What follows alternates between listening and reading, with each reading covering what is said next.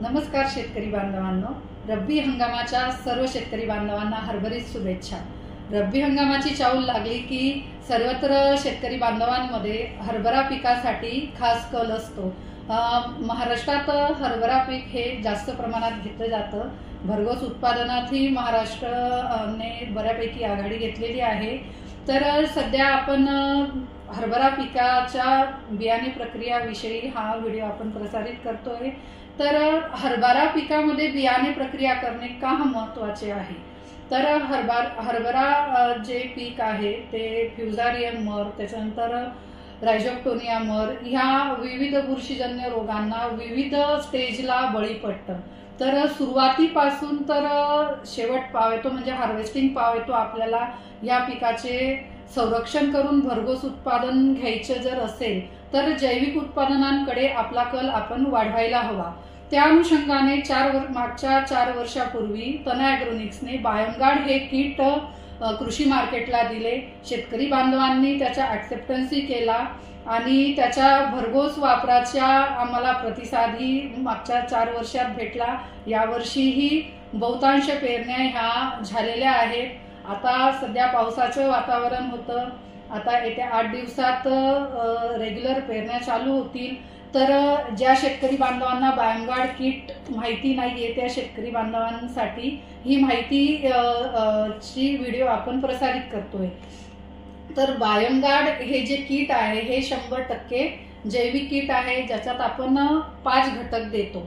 5ही घटक देण्याचा 5 ते विशेष तेच 5 घटक का दिले जायला हवे याचा जो हेतू आहे ते आहे पिकाचं संरक्षण। त्याच्यानंतर प्रत्येक स्टेजला जो बदल होत जातो पिकात त्या बदलणाऱ्या स्टेजनुसार वाढीच्या टप्प्यानुसार हे किटमधील जीवाणू कोणत्या प्रकारे सपोर्ट करतील पिकाला त्या अनुषंगाने हे किट देण्यात आलेलं आहे। तर सर्वप्रथम बियाणे प्रक्रिया का करायला हवी? तर बियाणे प्रक्रिया ही आपण जसं पेरतो जसं पेरणार तसंच उगवणार ही कन्सेप्ट मी मागच्या ॲडव्हर्टाइजमेंट मध्येही टाकली होती की आपण जर शुद्ध बियाणं टाकू तरच आपल्याला 100% उगवण आणि उद्गमन हे कोणत्याही प्रकारच्या बियाण्याचे भेटेल। तर त्या अनुषंगाने बायोगार्ड किटमध्ये आपण 50 ग्रॅम हे जर्मिनेटर देतोय। या जर्मिनेटरने एक समान उगवण आणि उद्गमन करायला हे जर्मिनेटर मदत करतं। त्याच्यानंतर 50 ग्रॅम ट्रायकोडर्मा दिला जातोय। ट्रायकोडर्माच्या याच्या 3 प्रकारच्या प्रजाती आपण देतोय की विविध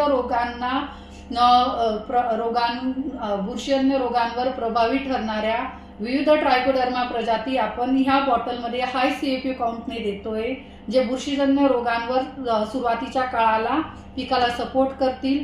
त्याच्यानंतर 50 ml आपण याच्यात PSBचे जीवाणू देतोय। PSBच्या याच्यात कन्सोर्शिया आहे की विविध प्रकारचे PSBचे बॅक्टेरिया म्हणजे फॉस्फेट सोल्युलायझिंग बॅक्टेरिया आपण या बॉटलमध्ये देतोय, जे मुळांची सखोल वाढ व झपाट्याने वाढ करण्यासाठी मदत करतील। चौथं प्रोडक्ट आहे मायकोमिक्स। मायकोमिक्स हे जैविक कीटकनाशक आहे।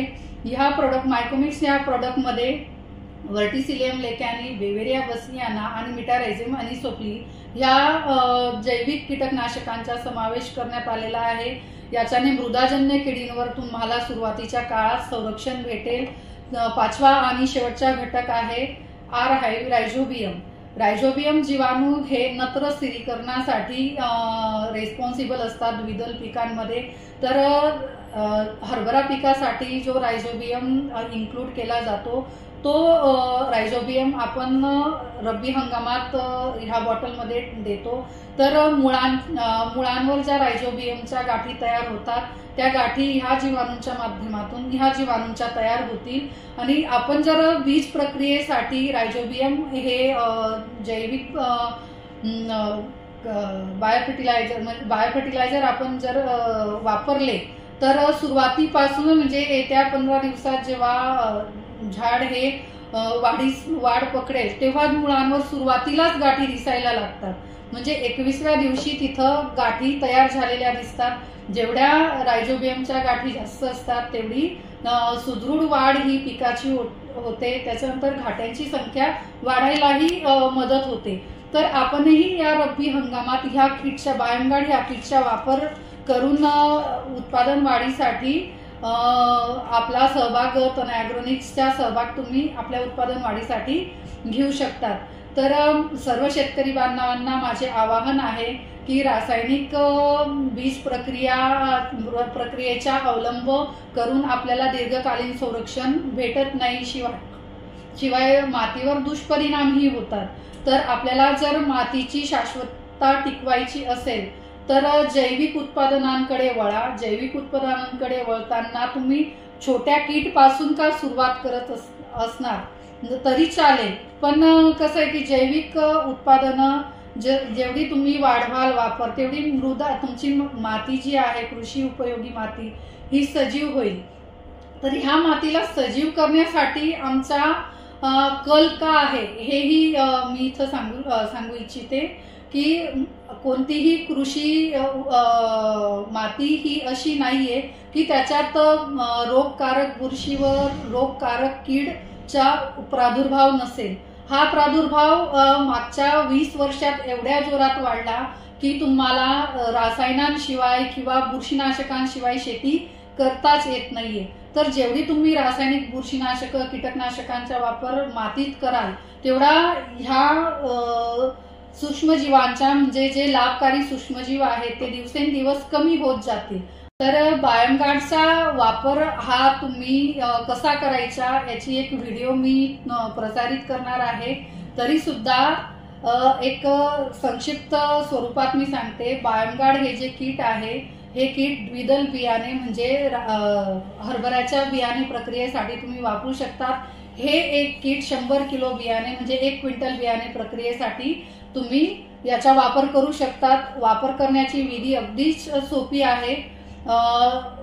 1.5 ते 2 लिटर पाण्यात तुम्हाला सुरुवातीला जर्मिनेटर टाकायचे आहे। ते स्वच्छ काडीने ढवळून एकजीव मिश्रण तयार केल्यानंतर 1 बाय 1 ह्या 4 बॉटलचे जे बॉटलमध्ये दिलं गेलेलं जे औषध आहे ते औषध तुम्ही 1 बाय 1 टाका।